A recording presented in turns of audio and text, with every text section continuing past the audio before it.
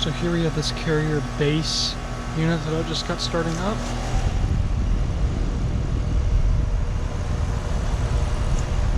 It's got a Copeland scroll compressor.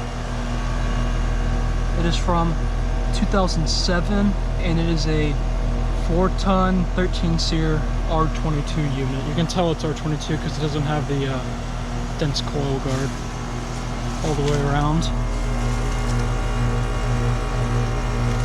Line is very cold and sweaty, although the liquid line is a bit warmer than I'd expect it to be, especially after only running for a couple of seconds. So anyways, that'll be about it.